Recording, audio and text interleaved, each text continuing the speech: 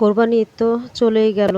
কে কেমনভাবে ঈদটা করলা অবশ্যই কমেন্টসের মাধ্যমে জানাবা। আর কোরবানিতে গোশত খেতে খেতে, কড়া তেল মশলায় খাবার খেতে খেতে নিশ্চয়ই এই কয়দিনে তোমাদের ভিতরে একটা বিরক্তি চলে আসছে। কারণ মাংস আর কত খাওয়া যায়, মাছ কিন্তু খাওয়া যায়, মাংস কত খাওয়া যায়। তো আজ তোমাদের জন্য একটা খুব হালকা মশলার একটা রেসিপি নিয়ে আসি। এখানে আমি প্রথমেই হাফ কেজির মতো লতি কেটে পরিষ্কার করে ধুয়ে রেখেছি এবং তার মধ্যে বড় বড় 2টা আলু দিয়ে দিয়েছি এবং ধুয়ে এগুলি হাঁড়ির ভিতরে এখানে আমি বড় বড় 3 টুকরো রুই মাছের টুকরা নিছি, নিয়ে ছোট ছোট পিস করে ওইটা দিয়ে দিলাম। আর দিলাম হচ্ছে হাতে বানানো কিছু শুটকি ছিল, হচ্ছে পুঁটি মাছ, তারপরে মলা মাছ, টাকি মাছ, এই টাইপের কিছু মাছ দিয়ে শুটকি করা হয়েছিল, ওইগুলো দিয়ে দিচ্ছি।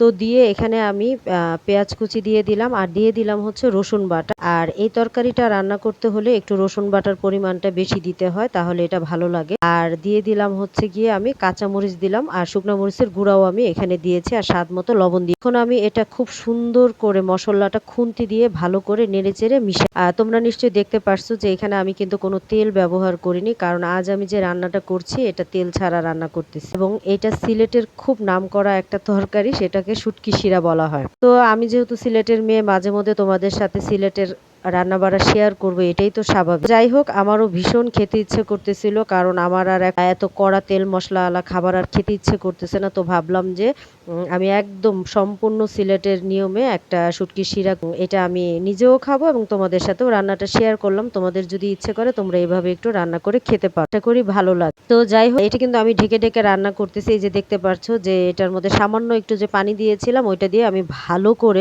লতিটা কিন্তু কষাই নিছি। অন্য সময় দেখবা যে লতি রান্না করতে গেলে কেমন যেন গলে যায়, ভেঙে যায়, কিন্তু এইভাবে রান্না করতে গেলে লতিটা কিন্তু ভাঙে না, লতিটা কিন্তু খুব সুন্দর আস্তে আস্তে রয়ে গেছে। তখন আমার তরকারিটা কষানো হয়ে গেছে, তখন কিন্তু আমি সুন্দর ঝোলের পানি দিয়ে দিলাম এবং এটা কিন্তু আমি মোটামুটি একটা ভালো পরিমাণের ঝোল রাখবো। এটাকে তো শুটকি শিরা বলা হয়, আর শিরা মানে হচ্ছে ঝোল থাকলে তো আর এই তরকারির যে রিয়েল টেস্ট এটা কিন্তু পাওয়া যায়। তোমরা কিন্তু এইভাবে একবার রান্না করে অবশ্যই খেয়ে দেখতে পারো, যারা শুটকি লাভার আছো তাদের জন্য। আর যারা শুটকি পছন্দ করো না তারা এই রান্নার কাছেও যাবা না, কারণ তারা এগুলি খেতে পারবা না, তোমাদের ভালো লাগবে। তো এভাবে একবার ট্রাই করতেই পারো, ঠিক আছে।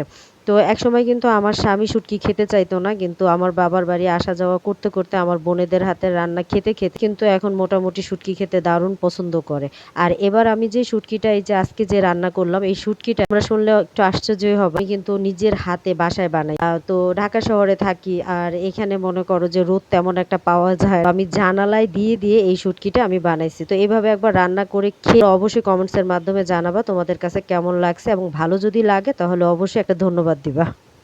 আর আমার চ্যানেল থেকে যদি এই টাইপের ঘরোয়া রান্না, মানে জোড়াতালি দিয়ে রান্না করা যদি তোমরা দেখতে চাও, তাহলে অবশ্যই আমার চ্যানেলটি সাবস্ক্রাইব করে আমার পাশে বন্ধু হয়ে থাকবে এবং একটি লাইক দিয়ে সম্পূর্ণ ভিডিওটি দেখবে এবং অন্য অন্য বন্ধুদের মাঝে এই ভিডিওগুলো শেয়ার করবে, যাতে তারাও যেন এই টাইপের রান্নাগুলো দেখতে পারে এবং রান্না করে এটার টেস্ট যেন নিতে পারে। তো যাই হোক, তোমরা ভালো থাকো এবং সবার মঙ্গল কামনা করছি। আল্লাহ হাফেজ।